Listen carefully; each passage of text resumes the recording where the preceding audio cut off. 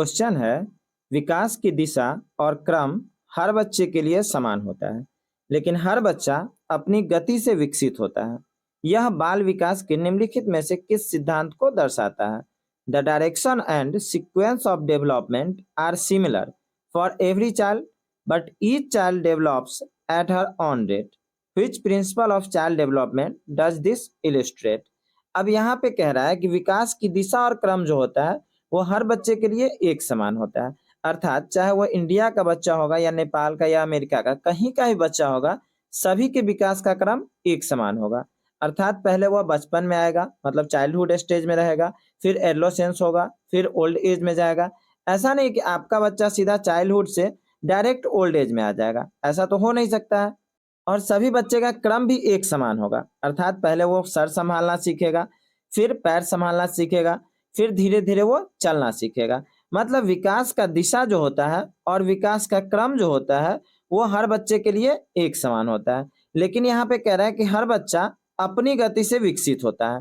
कहने का सेंस हुआ कि दिशा और समान तो होता है, बट हर बच्चे का विकास एक समान से नहीं होता। मतलब विकास की गति जो होती है उसमें विभिन्नता पाई जाती है।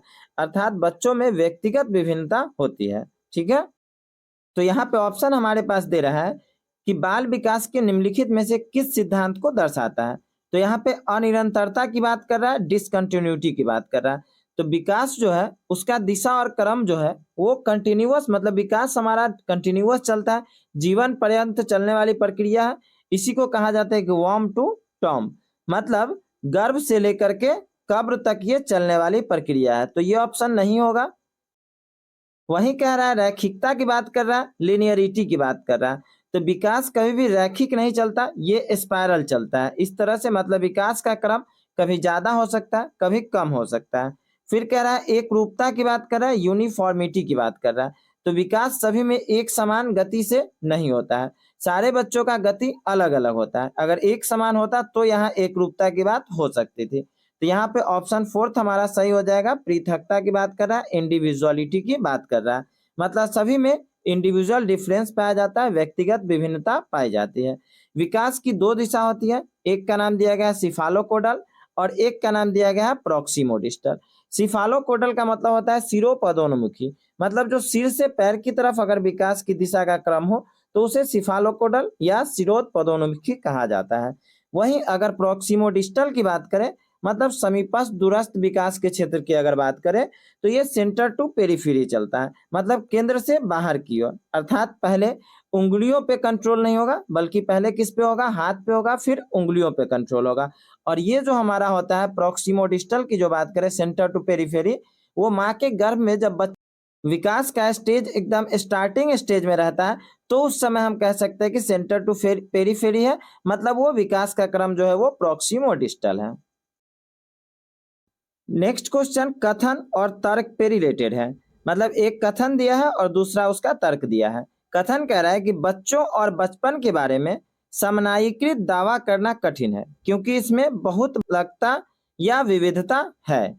असर्शन कह रहा है कि it is difficult to make generalized claims about children and childhood because there is so much of multiplicity.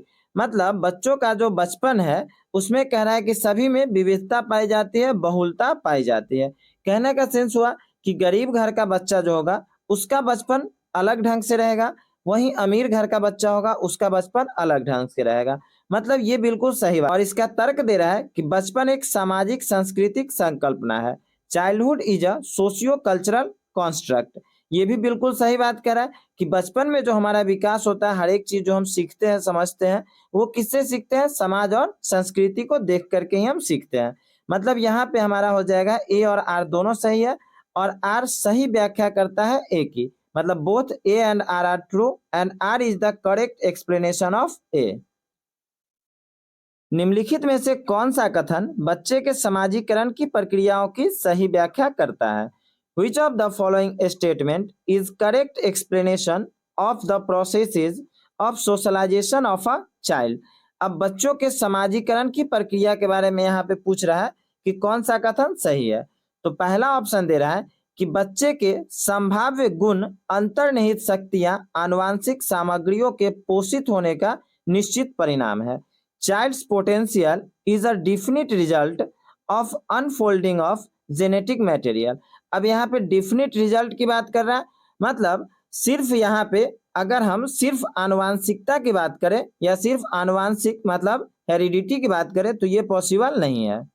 वहीं दूसरा ऑप्शन कह रहा है कि बच्चे को सामाजिक परिवेश के द्वारा पूरी तरह से ढाला जा सकता है। Child can be shaped and moduled completely by social environment. अब हम कंप्लीटली यहाँ पे भी नहीं कह सकते हैं कि सिर्फ सोशल एनवायरनमेंट मतलब सिर्फ सामाजिक परिवेश में ही उसको अच्छे ढंग से ढाला जा सकता है, ये भी जरूरी नहीं है, क्योंकि हम क्या बताए थे कि विकास जो होता है वो आनुवांशिक और सामाजिक परिवेश दोनों का कॉम्बिनेशन है। तीसरा कह रहा है कि बच्चे का विकास सिर्फ उसके भाग्य द्वारा निर्धारित किया जाता है और उसमें न तो आनुवांशिकता की कोई भूमिका है और ना ही परिवेश की। Children's development is determined solely by his her destiny and neither heredity nor environment play a role. अब यहाँ पे कह रहा है कि हेरिडिटी और एनवायरनमेंट का कोई रोल नहीं होता है, मतलब सिर्फ उसका भाग्य तय करता है। तो सिर्फ भाग्य द्वारा ही तो सब कुछ हो नहीं सकता, सिर्फ लक से ही सारा कुछ तो हो नहीं सकता। तो चौथा ऑप्शन हमारा कह रहा है कि बच्चों का विकास आनुवांशिक और परिवेशीय कारणों का जटिल पारस्परिक प्रभाव है। Children's development is a complex interplay of heredity and environment factor. अब यहाँ पे हेरिडिटी और एनवायरनमेंट दोनों को लेकर के चल रहा है, मतलब आनुवांशिक और परिवेश दोनों को लेकर के चल रहा है। तो ये ऑप्शन हमारा सही हो जाएगा, क्योंकि विकास हेरिडिटी और एनवायरनमेंट मतलब आनुवांशिक और परिवेश दोनों का कॉम्बिनेशन है। जैसे आंखों का रंग हमारा किस पे डिपेंड करता है, हेरिडिटी मतलब आनुवांशिक की है। वहीं अगर अच्छे एजुकेशन की बात करें तो उसके लिए हमें अच्छा एनवायरनमेंट मतलब अच्छा परिवेश देना जरूरी होता है। पियाजे के विकास सोपान सिद्धांत का सही विकास चरण क्रम पहचानिए। Identify the correct chronological order of Piaget's stages of development. अब पियाजे के डेवलपमेंट के स्टेज की बात हो रही है, तो इसका हम लोग एक न्यूमोनिक्स या शॉर्टकट याद किए थे, एस, पी और सी और एफ। एस फॉर हो गया sensory motor stage, sensory motor stage मतलब संवेदी गामक अवस्था। फिर सेकेंड है P for pre operational stage मतलब पूर्व संक्रियात्मक अवस्था। सी फॉर हो गया कंक्रीट ऑपरेशनल स्टेज मतलब मूर्त संक्रियात्मक अवस्था। और एफ फॉर हो गया फॉर्मल ऑपरेशनल स्टेज मतलब औपचारिक संक्रियात्मक या क्रियात्मक अवस्था। तो ऑप्शन बी हमारा सही हो जाएगा, यही विकास का सही क्रम है। निम्नलिखित में से कौन सा पियाजे के सिद्धांत की आलोचना प्रस्तुत करता है? Which of the following is a critique of Piaget's theory. मतलब पियाजे के थ्योरी की आलोचना क्या है, उनका क्रिटिक क्या है। वैसे तो सबकी आलोचना होती है, चाहे आप किसी भी कितने भी अच्छे क्यों ना हो, कुछ लोग आप में गलती निकाल ही लेंगे, कमियां निकाल ही लेंगे। इवन लोग भगवान को भी नहीं छोड़ते, उनको भी बोल देते हैं। जब सब कुछ उनके अकॉर्डिंग नहीं होता है तो इंसान क्या चीज है, भगवान को भी लोग बोलते हैं कि वो गलत है। तो पियाजे साहब भी इतना अच्छा थ्योरी, फिर भी उनके थ्योरी की आलोचना है, मतलब उनके थ्योरी में एक क्रिटिक है। तो पहला ऑप्शन हमारा कह रहा है कि पियाजे को यह विश्वास नहीं था कि बच्चे बुद्धिमान होते हैं। पियाजे did not believe children to be intelligent beings. तो पियाजे ने कभी इस तरह की बात नहीं कही थी, बल्कि पियाजे का तो कहना था कि बच्चे लिटिल साइंटिस्ट है, मतलब बच्चे नन्हे वैज्ञानिक होते हैं। तो ये ऑप्शन हमारा गलत हो गया। दूसरा कह रहा है कि पियाजे ने पूर्व संक्रियात्मक अवस्था में बच्चों की क्षमताओं को कम कर आंका था। पियाजे underestimate the capacities of children in pre, मतलब पियाजे ने पूर्व संक्रियात्मक अवस्था में बच्चों की क्षमता को कम आंका था। तो ये इनका क्रिटिक है, यही इनकी आलोचना है। फिर भी हम नेक्स्ट ऑप्शन देखते हैं। पियाजे ने बच्चों को ज्ञान की सक्रिय संरचना करने वाला नहीं माना था। पियाजे did not understand children as active constructing knowledge. तो ये तो गलत हो गया, क्योंकि पियाजे तो बच्चों को एक्टिव कंस्ट्रक्टर मानते थे, क्योंकि वो एक कंस्ट्रक्टिविस्ट मतलब रचनावादी है पियाजे। तो रचनावादी है जब ही तो बच्चे को कंस्ट्रक्टिव ही मानेंगे, मतलब एक्टिव कंस्ट्रक्टर मानेंगे। तो ये ऑप्शन हमारा गलत हो जाएगा। फिर चौथा कह रहा है पियाजे में विकास की प्रक्रिया को सतत माना था। पियाजे viewed the process of development as continuous. तो ये भी गलत है। पियाजे विकास की प्रक्रिया को सतत नहीं माने थे, मतलब कंटिन्यूअस नहीं माने थे, बल्कि पियाजे ने इसे डिसकंटिन्यूअस। अगर इन्होंने कंटिन्यूअस माना होता तो एज के अकॉर्डिंग ये डिवाइड नहीं किए होते। हाँ, अगर वाइगोत्स्की की बात होती तो ये बिल्कुल सही है, वाइगोत्स्की ने इसे सतत माना था। बट पियाजे की जब बात हो तो तो पियाजे ने डिसकंटिन्यूअस माना था, मतलब असतत माना था। तो ये भी ऑप्शन हमारा गलत हो जाएगा, मतलब ऑप्शन बी यहाँ पे सही होगा। लॉरेंज कोहलबर्ग के अनुसार बच्चों का नैतिक चिंतन बाह्य पुरस्कार और दंड द्वारा किस स्तर में नियंत्रित होता है? As per Lawrence Kohlberg, children's moral reasoning is controlled by external rewards और पनिशमेंट इन व्हिच स्टेट। अब यहाँ पे कह रहा है कि बच्चों का जो मोरल रीजनिंग है वो कंट्रोल किससे होता है? एक्सटर्नल रिवार्ड और पनिशमेंट से। मतलब उसका जो नैतिक चिंतन है वो बाह्य पुरस्कार और दंड द्वारा नियंत्रण होता है। तो ऐसा किस स्तर में होता है? अगर कोहलबर्ग की बात करें तो इन्होंने 3 लेवल और 6 स्टेज दिया था। अगर हम लेवल 1 की बात करें, मतलब लेवल 1 और स्टेज 1 की हम बात करते हैं, तो इसमें पनिशमेंट एंड ओबीडियंस की बात होती है। पूर्व संक्रियात्मक अवस्था में ऐसा होता है, जो दंड और आज्ञा पालन की बात है। ठीक है। और अगर हम लेवल 1 और स्टेज 2 की बात करते तो ये टिट फॉर टैट, मतलब म्यूचुअल एक्सचेंज की बात होती है। मतलब जैसे को तैसा, आप जैसा बिहेव करेंगे बच्चा भी वैसे ही बिहेव। तो ये हमारा प्री कॉन्वेंशियल स्टेज, पूर्व पारंपरिक अवस्था की बात हो रही है। वहीं अगर हम लेवल 2 की बात करते हैं, लेवल 2 में होता है अच्छा लड़का लड़की बनने की बात और एक कानून और आज्ञा पालन की बात, मतलब good boy good girl orientation और लॉ एंड ऑर्डर ओरिएंटेशन। वहीं अगर हम लेवल 3 की बात करें तो उसमें सामाजिक समझौता की बातें आती हैं। पारंपरिक की बात अगर होती तो यहाँ पे हम सेकेंड लेवल लेकर के चलते, मतलब जिसमें बच्चा अच्छा लड़का या अच्छा लड़की बनने की अपेक्षा रखता है, तो वो पारंपरिक की बात होती, मतलब कॉन्वेंशियल स्टेज की बात होती। और वहीं उत्तर पारंपरिक की बात करते, पोस्ट कॉन्वेंशियल की बात करते, तो वो सामाजिक समझौता से रिलेटेड होता, मतलब सबसे लास्ट लेवल लेवल 3 और स्टेज 6 आता है ये। ठीक है। तो ये तीनों नहीं होगा हमारा। नैतिक संबंधवाद से तो, मोरल रिलेटिविज्म से तो कोई मतलब यहाँ पे नहीं है। तो फर्स्ट ऑप्शन यहाँ सही हो जाएगा। जीन पियाजे के अनुसार मानव शिशु में कौन सी प्रवृत्तियों और प्रतिक्रियाएं जन्मजात होती है? अकॉर्डिंग टू जीन पियाजे, human body is born with instinct and reflexes term. मतलब जीन पियाजे का मानना है कि मानव शिशु में कुछ प्रतिक्रिया या कुछ प्रवृत्तियां जो होती है वो जन्मजात होती है। तो उसे क्या कहा जाता है या उसका उन्होंने क्या नाम दिया था? तो उसे ही हम लोग स्कीमा कहते हैं। ठीक है। तो ऑप्शन बी हमारा सेकेंड ऑप्शन सही हो जाएगा। जैसे हम बच्चों को जन्म के बाद दूध पीते देखते हैं, तो उसे हम थोड़ी सिखाते हैं दूध पीना, लेकिन बच्चे वो पहले से सीखे रहते हैं, मतलब वो जन्म पूर्व या जन्मजात उसे हम बोल सकते हैं। तो कुछ ऐसी चीजें हैं जो जन्मजात होती हैं, कुछ ऐसी स्कीमा है जो जन्मजात होती है। जैसे सकिंग की अगर बात करें, चूसना की अगर बात करें, तो वो बच्चों में जन्मजात पाया जाता है। वहीं अगर ग्रेस्पिंग की बात करें, मतलब किसी चीज को पकड़ने की जो क्षमता होती है, वो भी बच्चों में जन्मजात होती है। वहीं अगर वीपिंग की बात करें, रोने की बात करें, तो वो भी बच्चों में जन्मजात पाई जाती है। और इसे क्या नाम दिया गया है? स्कीमा का नाम दिया गया है। ये सारा ऑप्शन हमारा ए, सी और डी नहीं होगा। लेव वाइगोत्स्की के अनुसार नए ज्ञान की संरचना किस क्षेत्र में होती है? उस क्षेत्र के बीच में डैश, मतलब क्या होता है? तो according to Lev Vygotsky, new knowledge is constructed in a zone between. अब किस जोन के बीच न्यू नॉलेज का कंस्ट्रक्शन होता है, मतलब नए ज्ञान की संरचना किस क्षेत्र में होती है?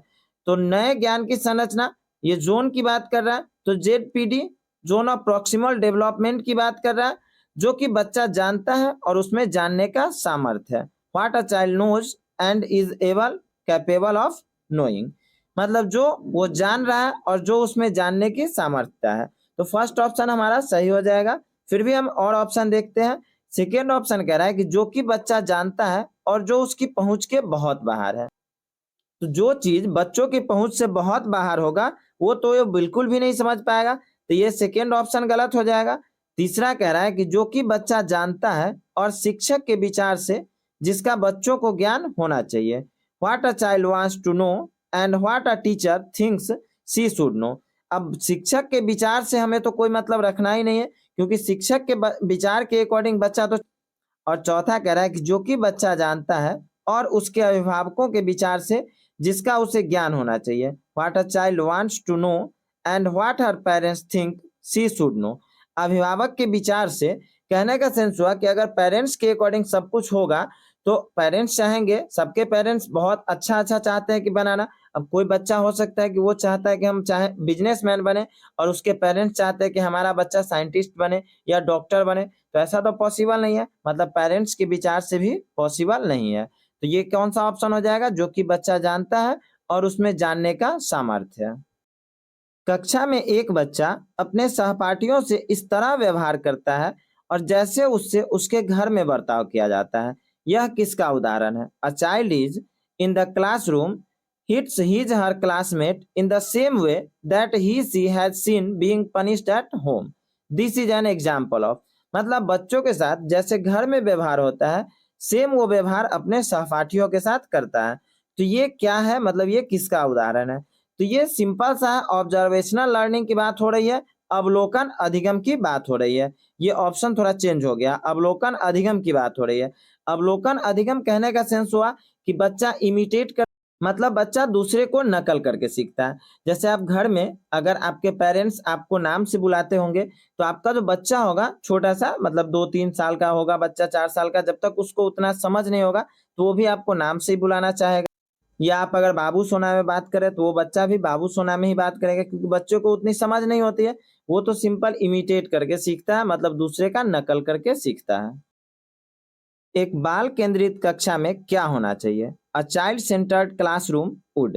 अब बाल केंद्रित कक्षा की बात हो रही है, मतलब जहाँ पे बच्चा सेंटर में होगा, मतलब जहाँ पे सब कुछ बच्चों के अकॉर्डिंग होना चाहिए। तो फर्स्ट ऑप्शन हमारा कह रहा है कि बहुत से संसाधनों का प्रावधान है, provisioning for a lot of resources. तो ये तो बिल्कुल सही बात कर रहा है कि अलग अलग संसाधन का, अलग अलग रिसोर्स का हम लोग अगर प्रावधान रखेंगे तो बच्चे अच्छे ढंग से सीख पाएंगे। दूसरा कह रहा है लचीलता समूहीकरण, to be based on flexible grouping. तो ये भी सही है कि फ्लेक्सिबल, हमें लचीलापन चाहिए।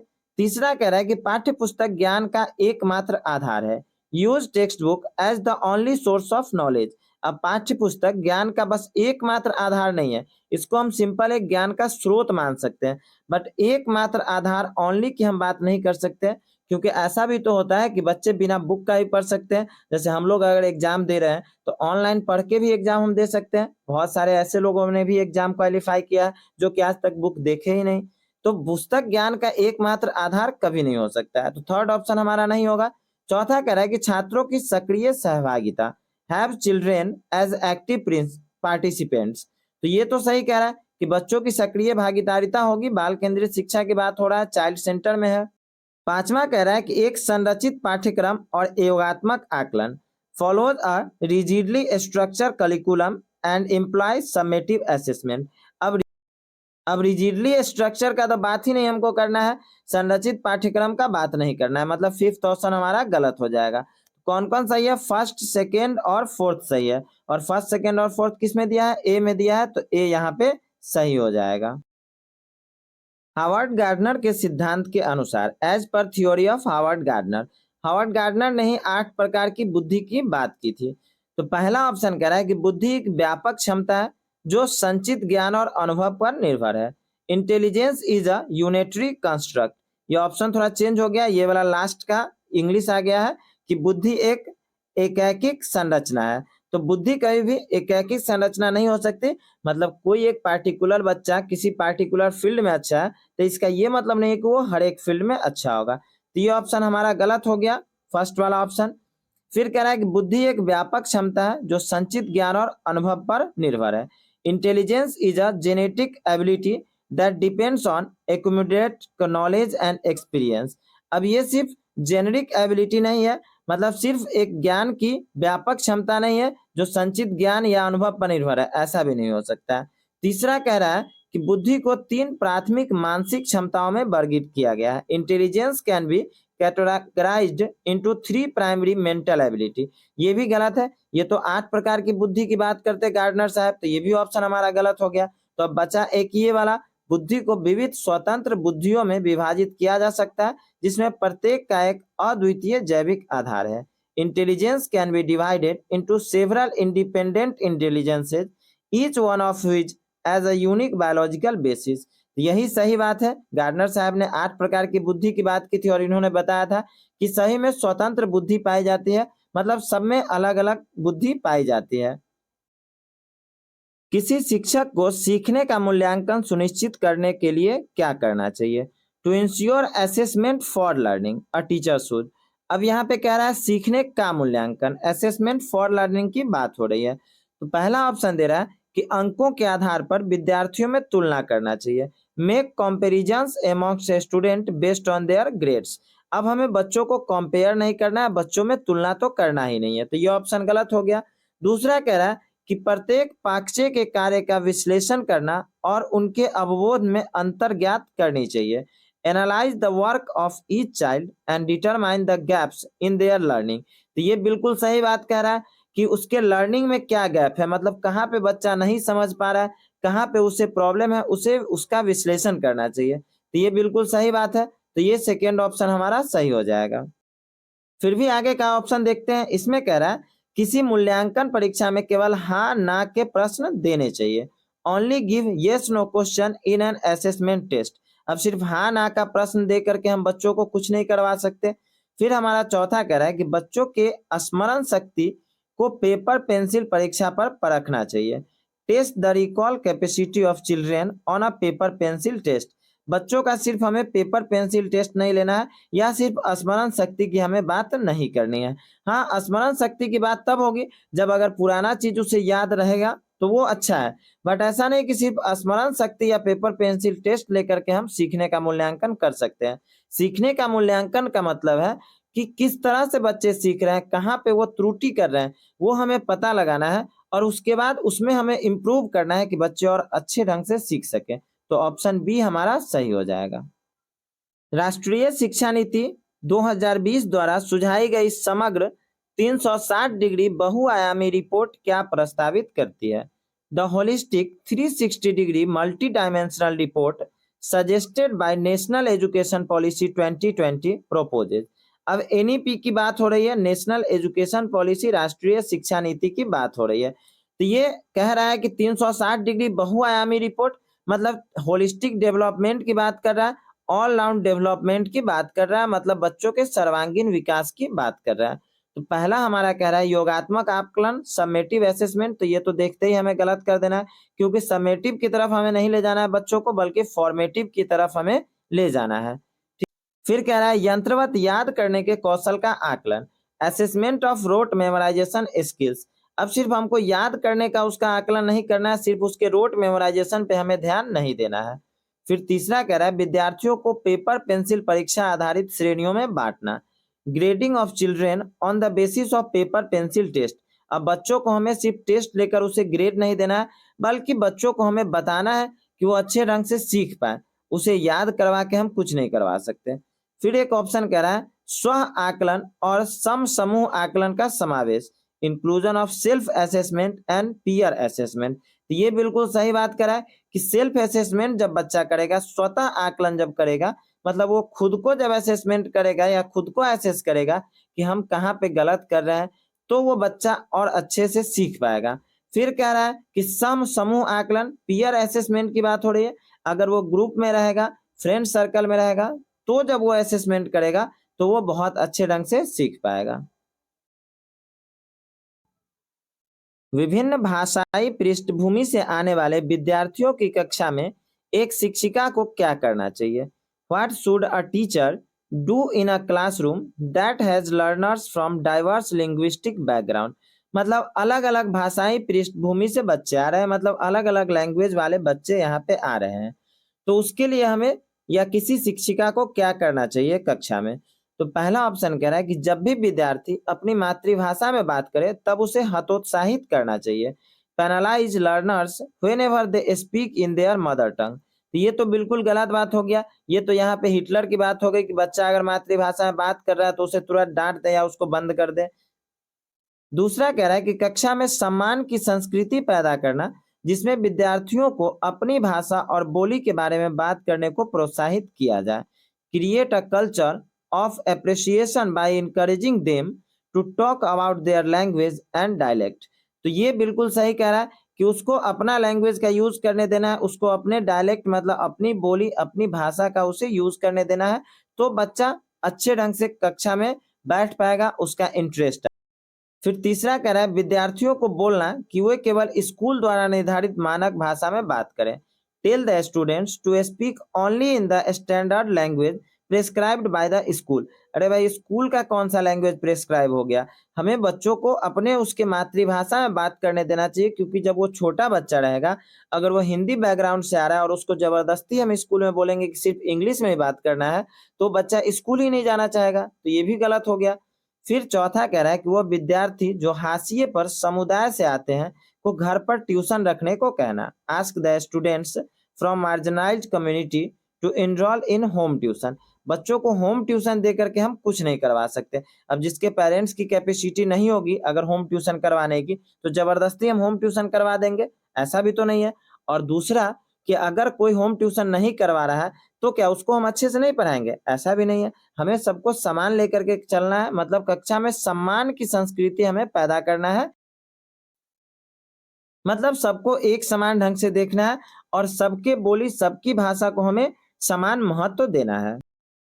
एक शिक्षिका अपने कक्षा में जेंडर रूढ़िवादिता में लचीलेपन को कैसे बढ़ावा देगी?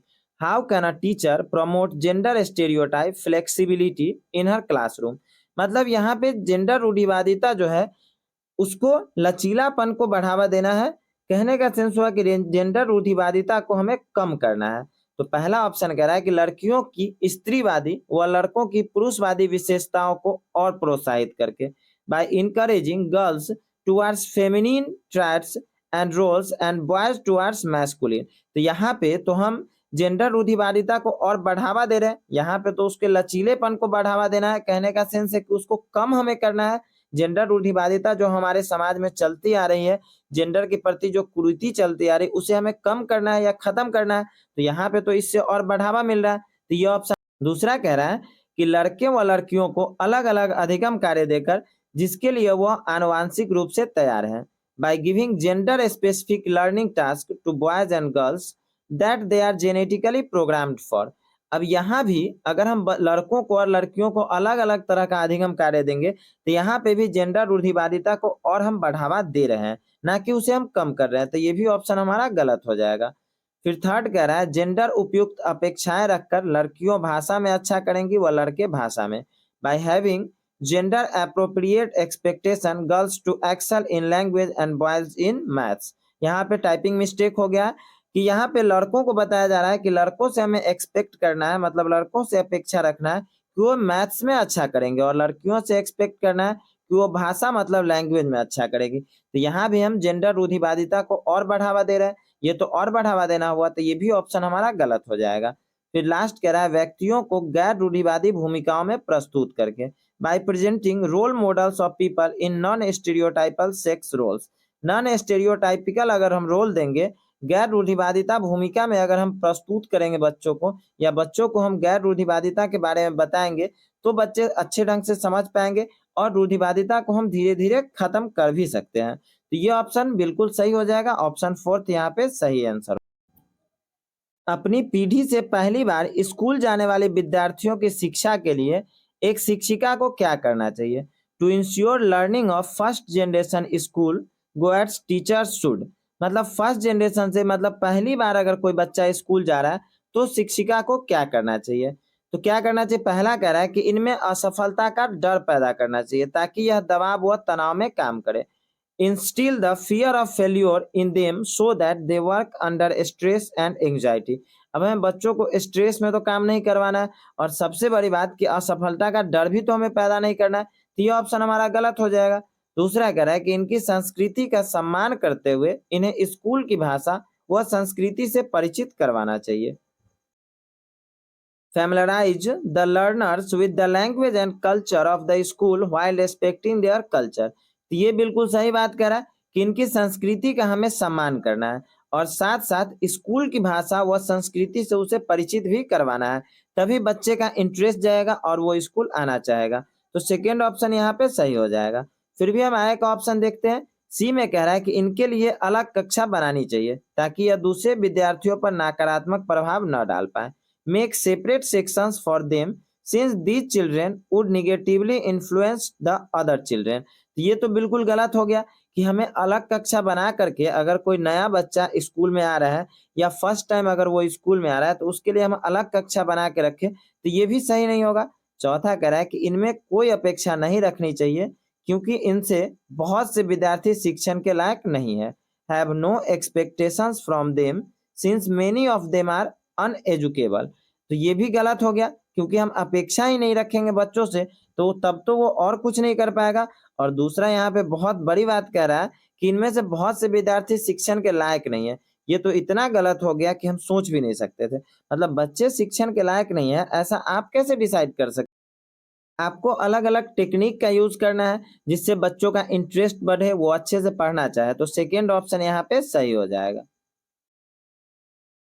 कथन कह रहा है कि विविध प्रकार की सामाजिक, आर्थिक और सांस्कृतिक पृष्ठभूमि के विद्यार्थियों की कक्षा सभी विद्यार्थियों की अधिगात्मक अनुभवों को बढ़ाती है। Having a diverse classroom with students from varied social, economic and cultural backgrounds enriches the learning experience of all students. बिल्कुल यहाँ पे सही बात कह रहा है कि विविध प्रकार की जो सामाजिक, आर्थिक और सांस्कृतिक पृष्ठभूमि से अलग अलग जगह से जो बच्चे आएंगे सब एक दूसरे से कुछ ना कुछ सीखेंगे तो सबका अनुभव बढ़ेगा, मतलब अधिगात्मक अनुभव यहाँ पे बढ़ेगा, इनरिच होगा हमारा लर्निंग एक्सपीरियंस। तो ये तो एकदम सही कह रहा है। बट इसका तर्क क्या दे रहा है वो भी देखते हैं।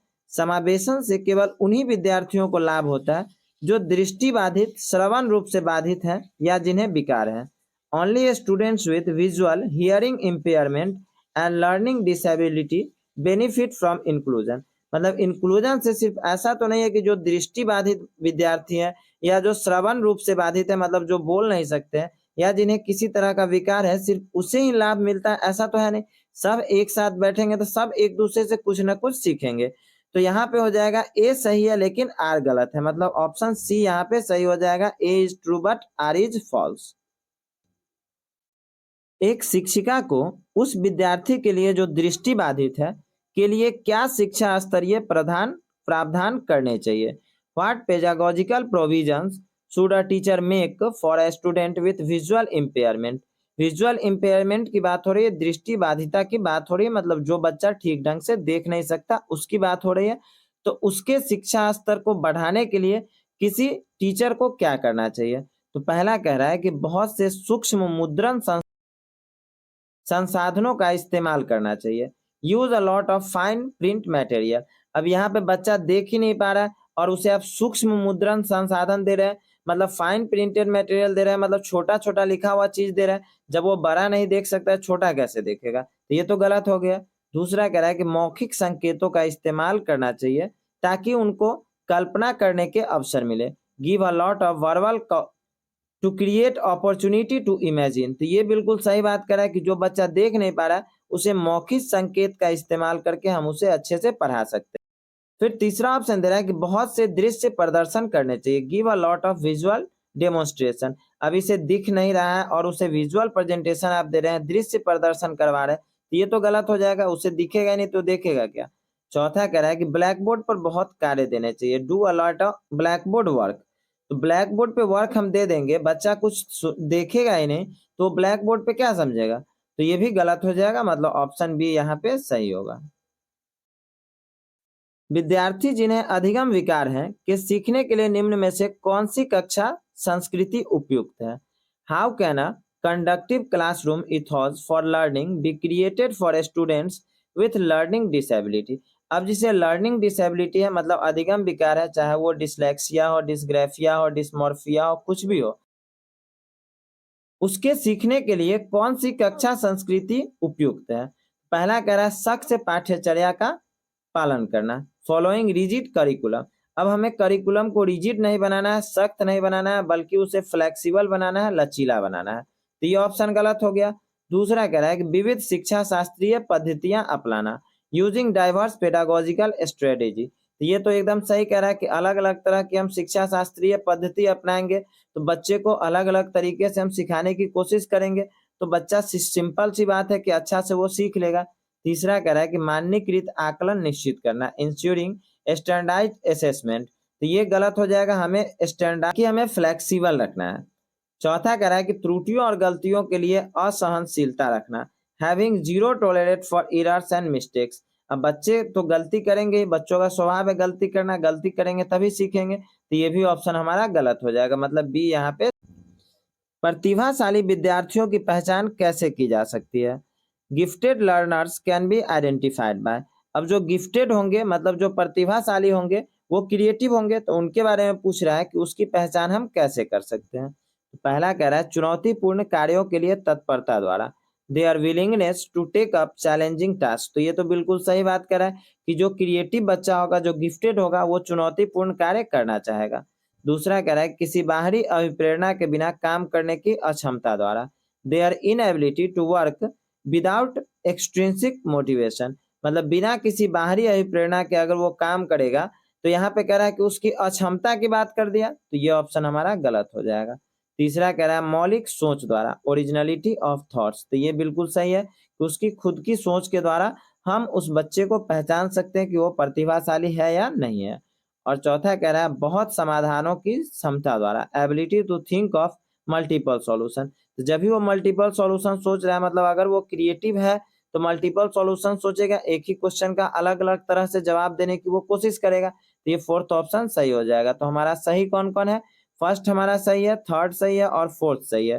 तो फर्स्ट, थर्ड और फोर्थ किसमें दिया है? सी में दिया है, तो सी ऑप्शन यहाँ पे सही हो जाएगा। निम्न में से अध्यापक द्वारा अपनाई कौन सी तकनीक संरचनात्मक शिक्षण अधिगम प्रक्रिया में हानिकारक है? हानिकारक की बात कर रहा है, मतलब समझिए सिंपल सा कि ये नॉट वाला क्वेश्चन पूछ रहा है, मतलब जो गलत होगा वही यहाँ पे सही होगा। विच of the following practice by a teacher is determinate for a constructive teaching learning process? Constructive बात कर रहा है, मतलब रचनावाद की बात कर रहा है, संरचनावाद की बात कर रहा है, तो उसके लिए कौन सा प्रैक्टिस जो है वो डिटरमिनेंटल है, कहने का मतलब कौन सा चीज हानिकारक है। तो पहला कह रहा है कि विद्यार्थियों को कार्य सौंपते हुए उनकी अधिगम गति का ध्यान रखना, considering students pace of learning while assigning them work. तो ये तो बिल्कुल सही कह रहा है कि उसके अधिगम गति का ध्यान रख के ही उसे हम कार्य सौंपेंगे, तो ये सही हो जाएगा, हमें तो गलत ढूंढना है। दूसरा कह रहा है कि अच्छा प्रदर्शन ना करने वाले बच्चों को प्रेरित करने के लिए काले स्टार देना, giving black stars to motivate non performing students. तो ये गलत हो गया, हमें बच्चों को स्टार नहीं देना, हमें बच्चों को लेवल नहीं करना है, तो ये गलत हो गया, हमसे गलत वाला क्वेश्चन पूछ रहा था, तो ये गलत है और ये गलत है इसीलिए सही है, क्यों? क्योंकि यहाँ पे पूछा ही गलत है, तो बी ऑप्शन सही हो जाएगा। फिर भी आगे का देखते हैं, अधिगम के आकलन हेतु विविध तरीके अपनाना, तो ये तो और अच्छा बात है। लर्निंग यूजिंग मल्टीपल मोड्स, तो ये तो बहुत अच्छा काम करेगा। अधिगम के आकलन के लिए अगर हम अलग अलग तरीकों को अपनाएंगे तो बच्चे को और अच्छे ढंग से हम समझाने में मदद मिलेगी हमें। चौथा कह रहा है कि विद्यार्थियों के सामाजिक संदर्भ के प्रति संवेदनशील और विचारशील होना, being sensitive and considerate to the social context of learner. तो ये भी सही बात है कि विद्यार्थियों के सामाजिक संदर्भ के प्रति हमें संवेदनशील रहना है, तो ये तो सही है। तो हमें तो सही ढूंढना ही नहीं था, हमें तो गलत ढूंढना था, और गलत ऑप्शन कौन सा है? बी, तो बी यहाँ पे सही हो जाएगा। क्या कक्षा में सहज ज्ञान चिंतन को प्रोत्साहित किया जाना चाहिए? Should intuitive thinking be encourage in classroom? अब कह रहा है सहज ज्ञान की बात कर रहा है। सहज ज्ञान एक ऐसा ज्ञान होता है जो बच्चों में या किसी में भी नेचुरली जो आता है, वो ज्ञान सहज ज्ञान होता है। तो इसको हमें प्रोत्साहित करना चाहिए या नहीं? तो अगर वो नेचुरली कुछ भी आ रहा है बच्चों में, तो उसे तो हमें प्रोत्साहित करना चाहिए। तो हाँ वाला ऑप्शन होगा, तो नहीं वाला तो देखते ही हमें काट देना, पढ़ने की जरूरत ही नहीं है। तो हाँ वाला अब दो ऑप्शन है, पढ़ के देखते हैं। हाँ, बच्चों का सहज ज्ञान और अनुमान उनके ज्ञानात्मक चिंतन को विकसित करने में सहायता करते हैं। Yes, children's intuitions and guesses help them develop their cognitive reasoning. तो ये बिल्कुल सही कह रहा है। फिर भी हम एक और ऑप्शन है उसको भी देख लेते हैं। हाँ, परंतु शिक्षक को तुरंत ही बच्चों को सही उत्तर बता देने चाहिए। Yes, but teachers should immediately tell correct answer to the students. अरे भाई, बच्चों को हम समझाएंगे नहीं, सीधा सही उत्तर बता देंगे तो बच्चे तो रट्टा मारेंगे, और रट्टाफिकेशन तो हमें करवाना नहीं है, तो ये ऑप्शन गलत हो जाएगा, मतलब ऑप्शन ए यहाँ पे सही होगा। कथन कह रहा है कि दृश्यों के एक संग्रह का इस्तेमाल करने और उसके बाद अधिगमकर्ताओं के पूर्व अनुभवों के आधार पर चर्चा करना अधिगमकर्ताओं में संकल्पनात्मक सक्षम को बढ़ावा देगा। Using a set of visual followed by discussion based on learners prior experience helps learner to build conceptual understanding. तो ये तो बिल्कुल सही बात कर रहा है कि प्रायर एक्सपीरियंस जो रहेगा, मतलब बच्चों का जो पुराना अनुभव रहेगा उसके आधार पर अगर वो आगे पढ़ाई करता है तो वो लर्निंग में उसे हेल्प करता है। तो ये हमारा ऑप्शन सही है।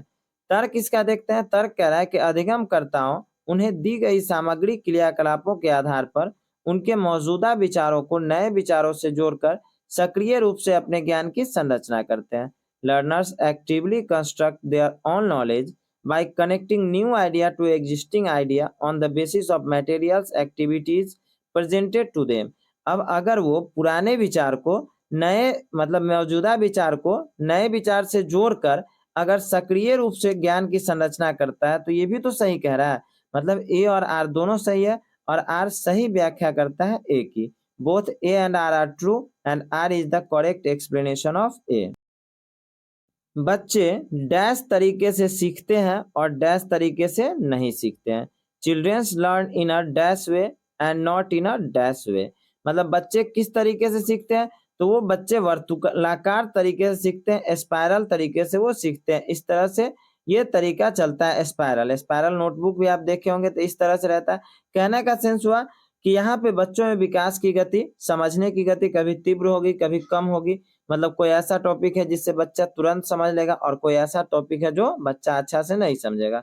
तो किस तरीके से नहीं सीखते तो एक रेखीय तरीके से नहीं सीखते, लीनियर वे में वो नहीं सीखते, बल्कि कैसे सीखते हैं स्पाइरल वे में सीखते हैं, वर्तुलाकार तरीके से सीखते हैं। तो फर्स्ट ऑप्शन सही होगा।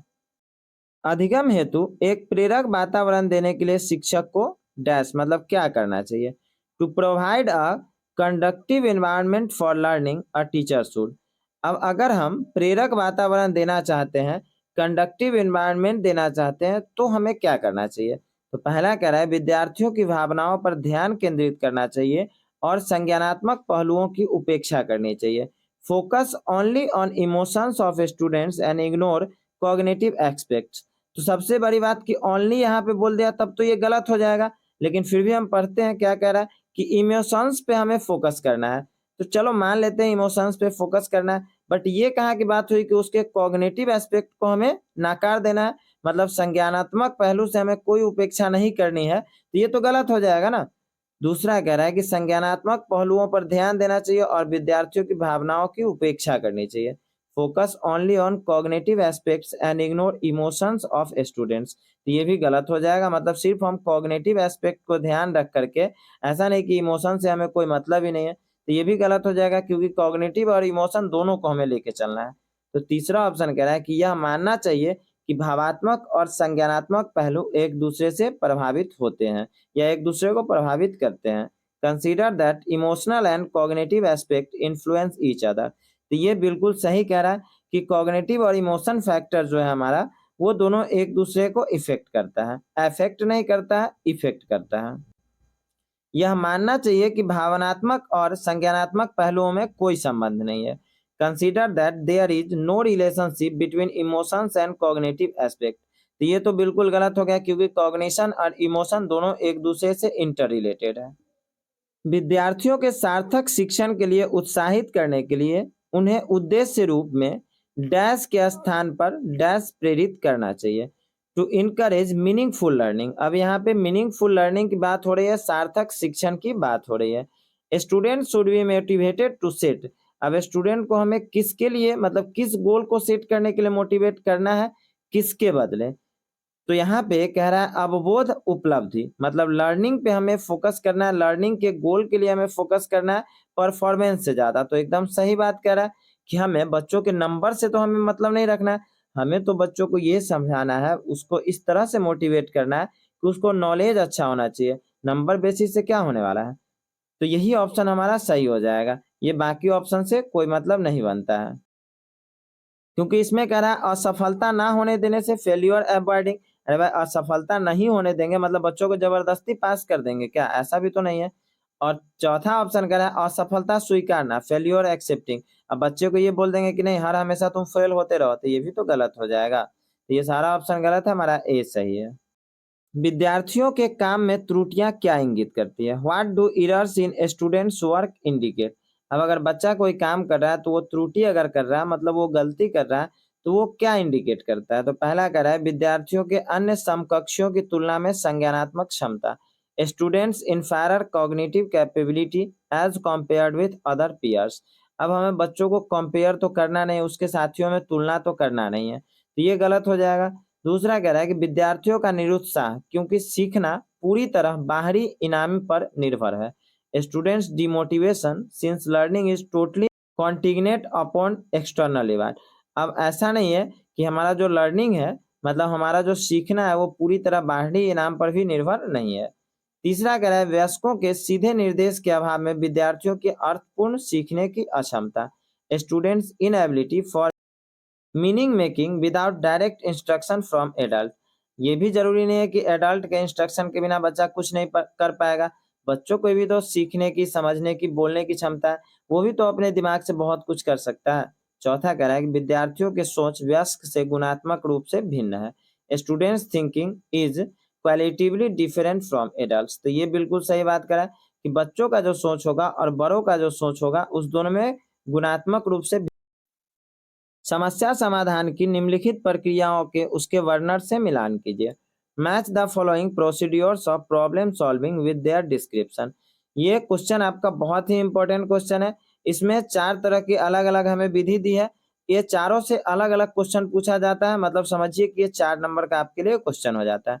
कलन विधि की बात करें तो कलन विधि जो होता है वो एक समस्या को हल करने का जो चरण दर चरण, मतलब स्टेप बाय स्टेप जो विधि है उसी को कलन विधि कहते हैं। तो एक हमारा सेकेंड हो जाएगा। वहीं अगर हम इसका बी का बात करते हैं, स्वानुभाविक शोध प्रणाली, ह्यूरिस्टिक का बात करते हैं, तो ह्यूरिस्टिक जो होता है वो सही उत्तर प्राप्त करने का एक सामान्य तरीका होता है, इसे ही हम लोग शॉर्टकट का नाम देते हैं। तीसरा कह रहा है तुल्य रूपता। एनालॉजी का बात कर रहा है मिलती जुलती समस्याओं के समाधान को ध्यान में रखना। सी का 1 हो जाएगा हमारा। और डी कह रहा है उपाय अंत विश्लेषण, मीन इंड एनालिसिस। एक समस्या को उपलक्ष्यों में विभाजित करना और फिर प्रत्येक उपलक्ष्य को हल करना। मतलब ए का सेकेंड हो जाएगा, बी का 4th हो जाएगा, सी का 1 हो जाएगा और डी का 3 हो जाएगा। इस सबको आप अच्छे से याद कर लेंगे ताकि सबसे अलग अलग क्वेश्चन भी पूछे तो आपको सारा क्वेश्चन सॉल्व करने में कोई परेशानी नहीं हो। अधिगम व्यक्तिगत और पर्यावरणिक कारणों से महत्वपूर्ण रूप से प्रभावित होता है। इस संदर्भ में निम्नलिखित में से कौन सा कथन सही है? Learning is significantly affected by personal as well as environmental factor. Which of the following statement is correct in this context? अब यहाँ पे कह रहा है लर्निंग के बारे में कि लर्निंग को अफेक्ट कौन करता है? पर्सनल भी जो भी होता है, व्यक्तिगत जो उसका बात होता है वो भी अफेक्ट, और पर्यावरणीय कारक मतलब इन्वायरमेंट फैक्टर जो है वो भी अफेक्ट करता है। तो यहाँ पे कह रहा है अभिरुचि और अभिवृत्ति दोनों व्यक्तिगत कारक है। Aptitude and attitude both are personal factor. तो ये बिल्कुल सही है कि सारे लोगों का एप्टीट्यूड अलग अलग होगा और सारे लोगों का एटीट्यूड अलग अलग होगा। एप्टीट्यूड का मतलब होता है स्किल की बात होती है, तो सबका अलग अलग एक स्किल होगा, सबका अलग अलग अभिरुचि होगी सबकी। और एटीट्यूड की अगर बात करें तो एटीट्यूड हमारा इंटरेस्ट होता है, तो सबका इंटरेस्ट भी अलग अलग होगा, मतलब करने की क्षमता किसी चीज को, सबको अलग अलग चीज करने की क्षमता होगी और सबका इंटरेस्ट भी अलग अलग होगा। तो फर्स्ट ऑप्शन हमारा सही हो जाएगा। एक सामाजिक रचनावादी परिप्रेक्ष्य में अधिगम व ज्ञान क्या है? In a socio constructivist frame learning and knowledge is. अब यहाँ पे सामाजिक रचनावादी का बात कर रहा है, सोशियो कंस्ट्रक्टिविस्ट का बात कर रहा है, तो इसमें अधिगम और ज्ञान क्या है, मतलब लर्निंग क्या है या नॉलेज क्या है? तो पहला कह रहा है शिक्षिका द्वारा विद्यार्थियों को प्रसारित किया जाता है, transmitted by the teacher to the learner. अब सिर्फ अगर टीचर बच्चों को ये ट्रांसमिट कर दे, मतलब उसे सिर्फ रटवा दे, तब तो पॉसिबल नहीं है। दूसरा कह रहा है कि विद्यार्थियों द्वारा स्वतंत्र रूप से खोजा जाता है, discovered independently by the learners. अब सिर्फ लर्नर मतलब जो हमारे विद्यार्थी होंगे वो सिर्फ अकेले ही तो खोज नहीं कर सकते हैं। तीसरा कह रहा है शिक्षिका की मदद से विद्यार्थियों द्वारा सह संरचित होता है, को constructed by the learners with support from the teacher. ये बिल्कुल सही है कि अगर कोई भी हम विद्यार्थी जो होगा वो अगर कोई भी चीज, किसी चीज के बारे में खोजबीन करता है या कुछ नया खोजने की कोशिश करता है तो वो शिक्षक की मदद से ही करता है। तो ये ऑप्शन हमारा सही हो जाएगा। फिर भी चौथा कह रहा है केवल पाठ्य पुस्तक द्वारा निर्देशित व निर्धारित होता है, directed and dictated only by the text book. सिर्फ टेक्स्ट बुक का चीज हम अगर उल्टी कर देंगे, मतलब सिर्फ हम अगर टेक्स्ट बुक का चीज लिखवा देंगे तब तो एजुकेशन पॉसिबल ही नहीं है, शिक्षा संभव ही नहीं है। तो सी यहाँ पे सही हो जाएगा। तो फ्रेंड्स आज के वीडियो में बस इतना ही, मिलते हैं नए वीडियो में नेक्स्ट डे के क्वेश्चन के साथ। अगर वीडियो अच्छी लगी हो तो लाइक और शेयर करना ना भूलें तथा हमारे चैनल के लेटेस्ट वीडियो की नोटिफिकेशन पाने के लिए इस चैनल को सब्सक्राइब करें ताकि आप कोई वीडियो मिस ना कर पाए।